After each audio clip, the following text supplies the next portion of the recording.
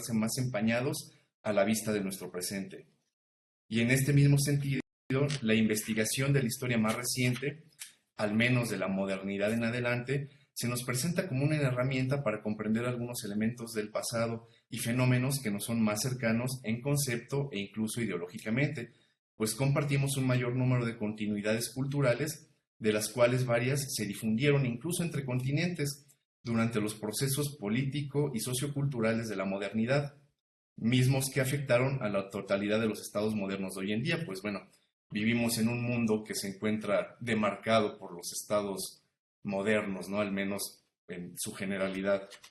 Por ejemplo, compartimos, aún con sus variaciones, un lenguaje, formas y técnicas para entender y medir el tiempo, e incluso formas semejantes de entender al ser humano y sus actividades, como son los conceptos jurídicos, incluyendo en esto las disciplinas y métodos con los que elaboramos conocimientos.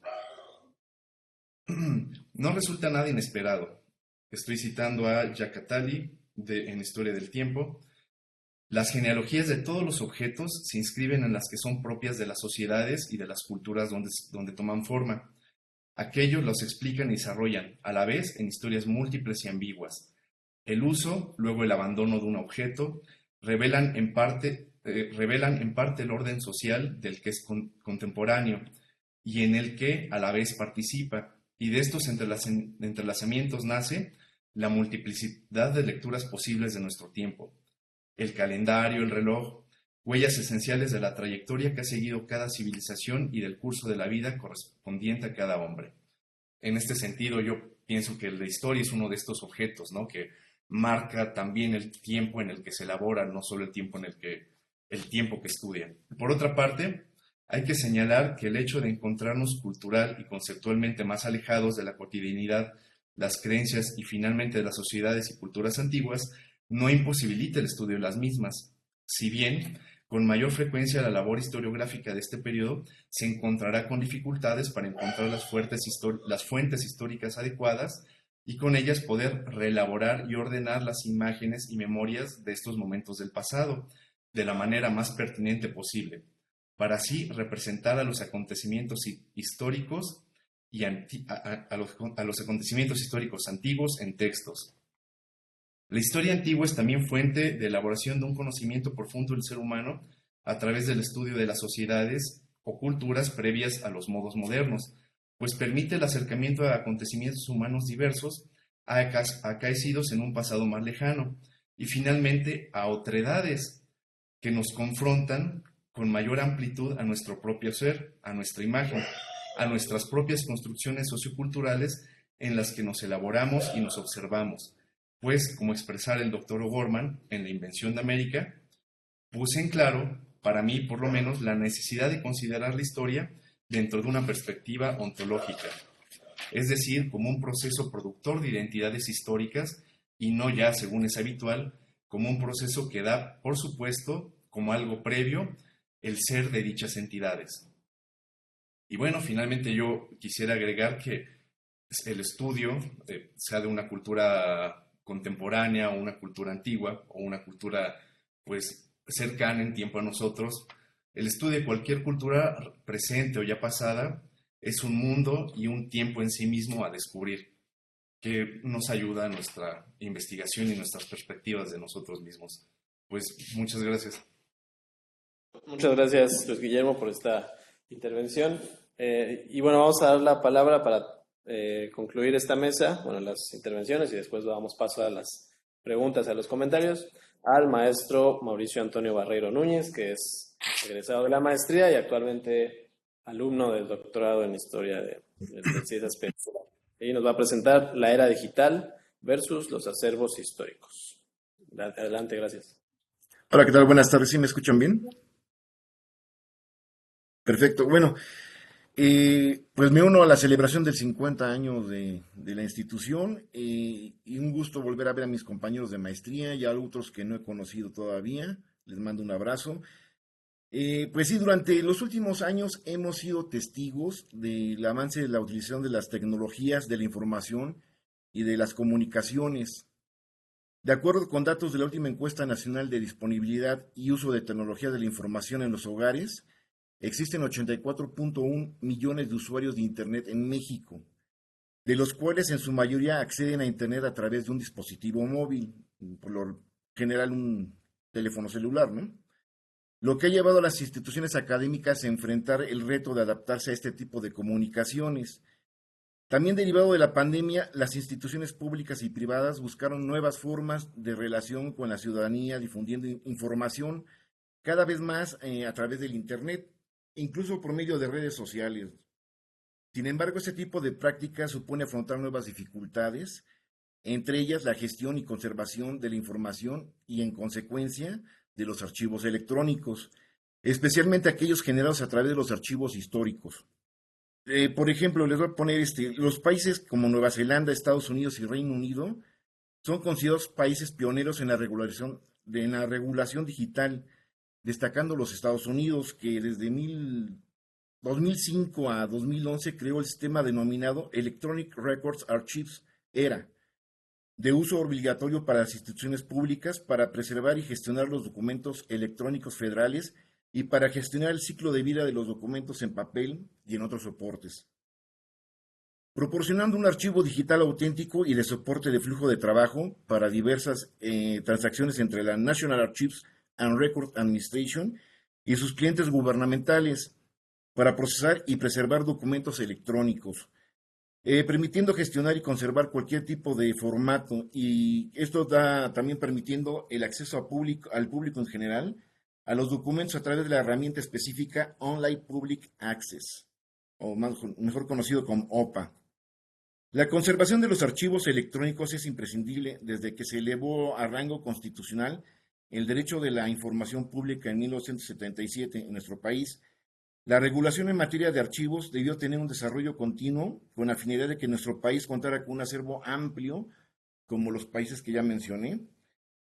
Más si fuera una fuente de información en tiempo real, esta se convierte en datos abiertos a la ciudadanía que pudieran ser reutilizados en el largo plazo, ya que el resguardar adecuadamente los archivos electrónicos permitirá que las futuras generaciones puedan obtener información veraz, certera y auténtica. A partir de la pandemia, muchos acervos públicos y privados han decidido dar el paso a un mayor impulso a la organización de sus archivos históricos, con trabajos de índole archivística como lo son el inventariar, organizar, catalogar, validar, etcétera, ¿no? Acciones que se han implementado con la intención de consolidar un acervo que cumpla con las normas y especificaciones marcadas por la archivística.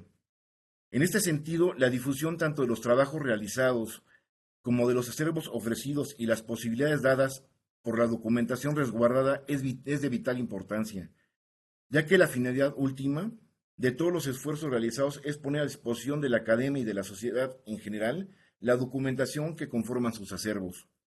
En este sentido, la labor archivística tiene el reto de integrarse a la modernidad, como la conocemos actualmente, ¿no? A través del desarrollo de herramientas o implementos tecnológicos que le permitan dejar atrás la imagen de actividad atrasada o arcaica en que las personas utilizábamos papel, la pluma para comunicarnos y para almacenar información. El archivo, y en particular el archivo histórico, se enfrenta al fenómeno de la digitalización, entendida como lo moderno, en tanto que el soporte físico de cualquier índole, papel, cartón, telas, etcétera, parece como lo anticuado. La presencia del Internet es quizás apenas el requisito mínimo que un archivo histórico deberá de cumplir si desea darse a conocer.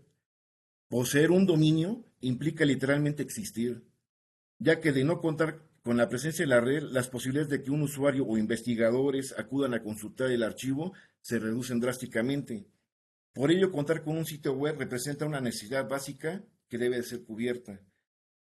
Pero una realidad palpable es que los archivos y fondos históricos públicos y algunos privados de nuestro país no cuentan con el personal y los medios tecnológicos, ni mucho menos financieros, para realizar una digitalización de sus acervos en el corto tiempo.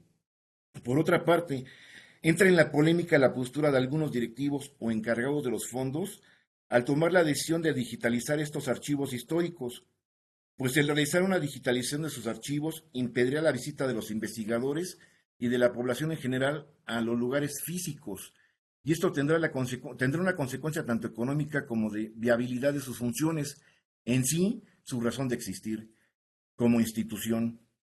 Si todo se puede encontrar actualmente en la web.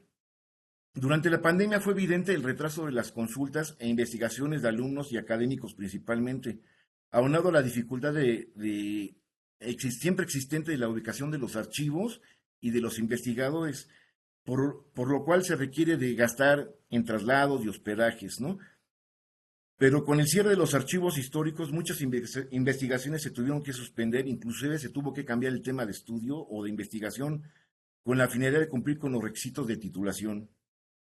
Por lo tanto, resulta todo un reto tanto para los archivos históricos como para los investigadores en llegar a acuerdos, pues sí es cierto, los archivos deben de tener entradas económicas, además de justificar sus funciones ante las autoridades para justificar su existir. Durante la pandemia fue evidente el retraso en las consultas e investigaciones de los alumnos y académicos principalmente, aunado a la dificultad siempre existente de la ubicación de los archivos y de los investigadores, para lo cual se requiere de gastos de traslado y hospedaje. Pero con el cierre de los archivos históricos, muchas investigaciones se tuvieron que suspender, inclusive se tuvo que cambiar el tema de investigación o de estudio con la finalidad de cumplir con los requisitos de titulación. Por lo tanto, resulta todo un reto para los archivos históricos como para los investigadores en llegar a acuerdos, pues sí es cierto, los archivos deben tener entradas económicas, además de justificar sus funciones ante las autoridades para su existencia. Y por otra parte, la de los investigadores, el de contar con una facilidad para acceder a la información contenida en los fondos históricos. Por lo anteriormente mencionado, considero que se hace evidente que actualmente crece la tendencia de estudiar historia reciente y dejar a un lado la historia antigua, sobre todo por la facilidad de acceso que se tiene de la información a la mano en la Internet, lo que propicia enormemente que los estudiantes decidan optar por la información reciente y no dificultar sus investigaciones a los tiempos y formas que proceden de las normativas institucionales de los archivos históricos. Además de que coincido con lo que dice mi compañero Daniel, que hay 3 puntos claves y que coincido totalmente con ellos: la posmodernidad y la hiperdigitalización, y el desvinculamiento del pasado de la sociedad actual, ¿no? Yo creo que estos son puntos claves para entender el por qué, tal vez no en el CIESAS, pero sí en otras instituciones. Tengo mucho contacto con la Universidad Autónoma del Estado de Hidalgo y es realmente ver qué incremento en cuestión de estudios de las tesis de maestría, de licenciatura, de historia actual, historia reciente, ¿no? Y han dejado mucho a un lado la historia antigua o el hacer este trabajo de archivo. Eso es muy importante, ¿no? Bueno, esa es mi aportación y reitero nuevamente mis felicitaciones al CIESAS y a mis compañeros por participar en este primer encuentro, que no sea el último y que continuamos viéndonos en estos medios. Gracias. Gracias, Mauricio. Bueno, pues tenemos tiempo para alguna pregunta, algún comentario que alguien quiera hacer, tanto aquí en el auditorio. La doctora Laura Machuca, por favor, una vez más. Buenas tardes, solamente saludarlos, felicitarlos. Y si tengo una pregunta para los tres. Ustedes como historiadores jóvenes, hombres, que además es otra perspectiva también desde ser hombre o ser mujer, ¿cuáles creen que son ahora los retos para los historiadores? ¿Qué retos ven? Sí, vale. Hola, doctora Laura, buenas tardes. No lo sé, son varios. Creo que el primero es sobrevivir, pagar la renta y llegar a fin de mes es el primero y después, pues no sé, mantenernos actualizados, vigentes, constantes con todo esto que refería Mauricio, ¿no? La digitalización de los medios de información, de los datos. Hay que estar vigente. Justo en estos días en el CIESAS se está dando un curso, ¿no?, de humanidades digitales para llevarnos a aquel mundo también en expansión maravilloso que se está forjando, que se está formando. Y pues me parece que eso sería por ahora lo que puedo decir, mantenerse vigente, actual y trabajando. Gracias. Hola, hola. Bueno, pues siguiendo el orden, yo lo que puedo reflexionar y que tiene que ver con la pregunta de esta mesa es sencillamente pues hacer historia de una manera en la que el público, incluso entre nosotros mismos los académicos, reflexionemos posiblemente su pertinencia social, ¿no? O más que entre los académicos, entre el público en general, ¿no? Porque incluso hacer historia antigua, por supuesto que tiene utilidad, ¿no? Porque es una forma de entender al ser humano en general, a las sociedades, sin importar que sean del pasado o del presente, ¿no? Es una forma de entender al hombre.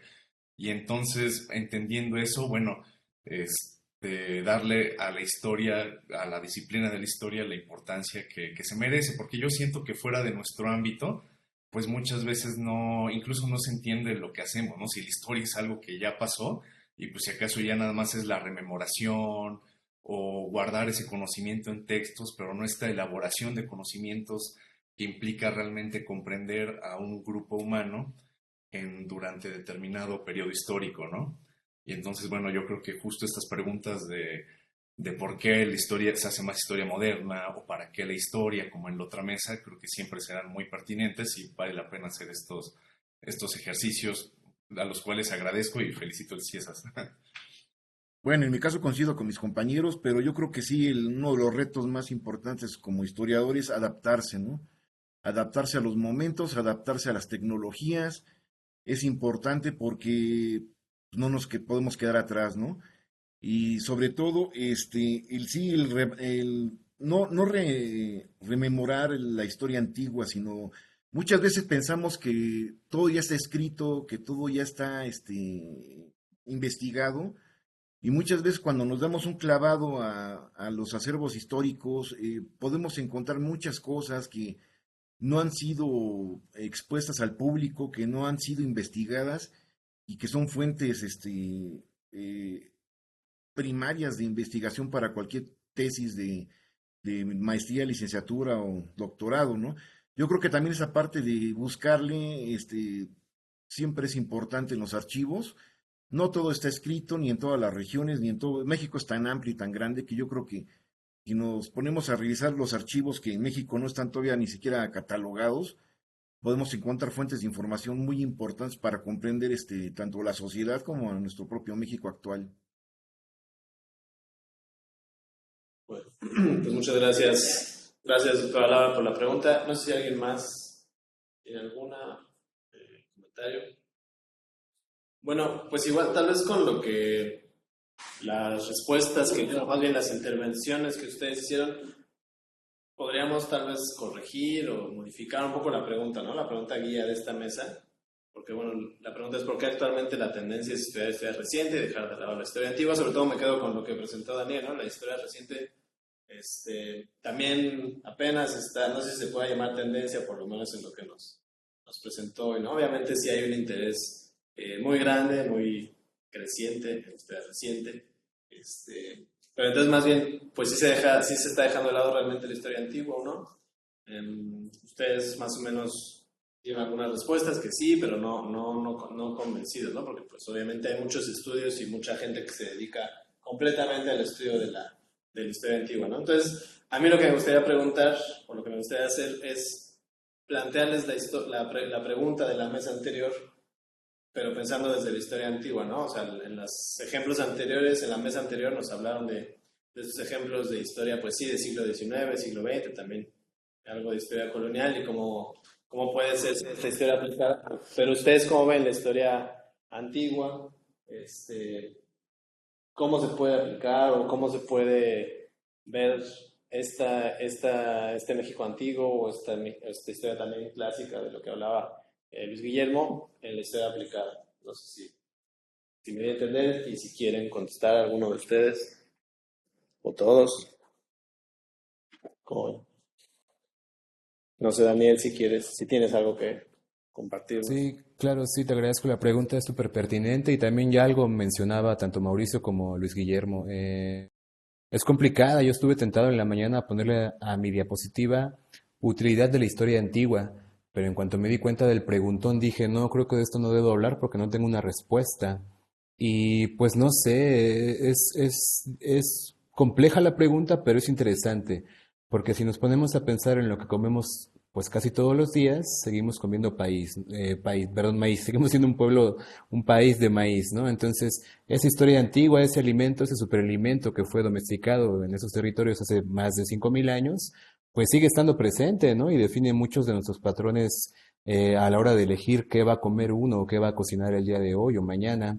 Entonces, seguramente por ahí hay modos de hacerlo, de aplicar esa historia antigua a la comprensión o estudio del presente, pero ahora no se me ocurre como una respuesta concreta porque, repito, creo que es compleja, mentiría o sería como a priori mi juicio porque esto está en construcción, como bien dices, y por ahí mencionaba también algo, Mauricio, que se me hizo interesante. Quizás se estudia más historia reciente porque están ahí los archivos digitales. No lo sé del todo. Hay un proyecto en la Universidad de Bonn, en Alemania, que está armando un Textdatenbank, dicen ellos, un banco de textos y datos sobre la escritura maya del clásico, ¿no? Por ejemplo. Y eso está en línea, ¿no? Cualquier persona con una conexión de internet estable puede conectarse, incluso traducir la página al español y trabajar historia de hace, no sé, 1500 años, ¿no? El clásico maya. Pero pues ahí está justamente el reto. ¿Cómo hacemos que esa historia antigua siga vigente, siga en los monitores, en el interés de la gente común y de los historiadores profesionales? Pero gran pregunta, me parece que debería hacerse otro foro para coadyuvar o hacer fusionar las dos mesas, la uno y la dos, pero gracias nuevamente. Gracias, Luis Guillermo. Me lanzo yo.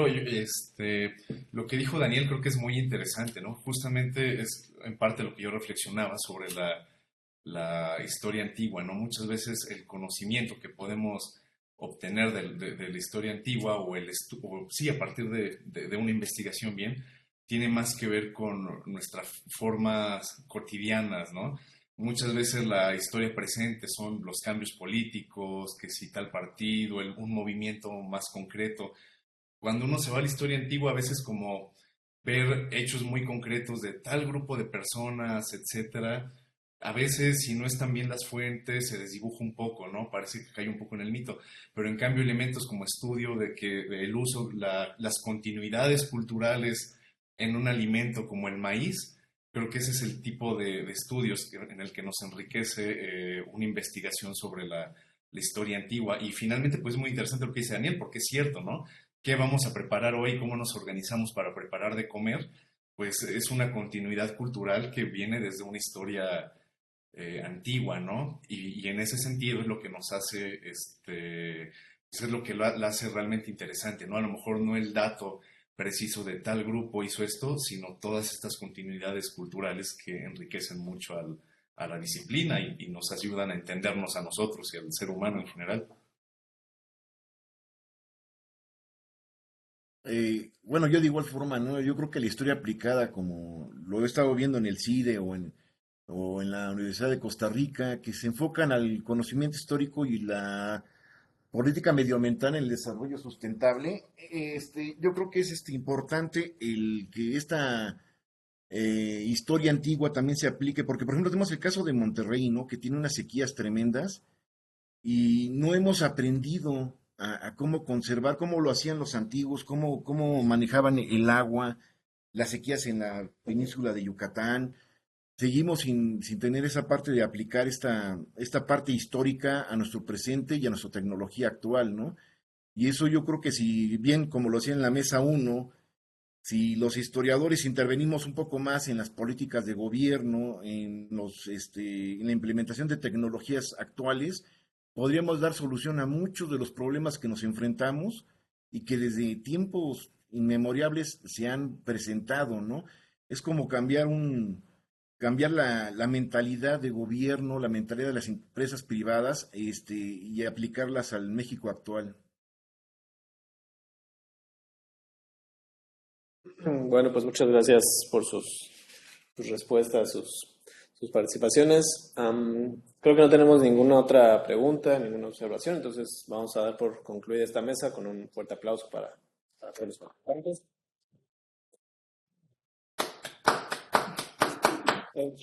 Les agradezco igual a los participantes de la anterior mesa, a quienes aquí estuvieron, y solamente antes de terminar les recuerdo la presentación del libro en la noche a las 7, del libro Nuevas miradas a las historias regionales, en el que participaron egresados también de este posgrado, del posgrado en Historia en el CIESAS Peninsular, y se va a transmitir por la página, ¿verdad? El Facebook de seguimiento egresados de CIESAS, así que todos están invitados, tanto aquí como por allá, por esos medios.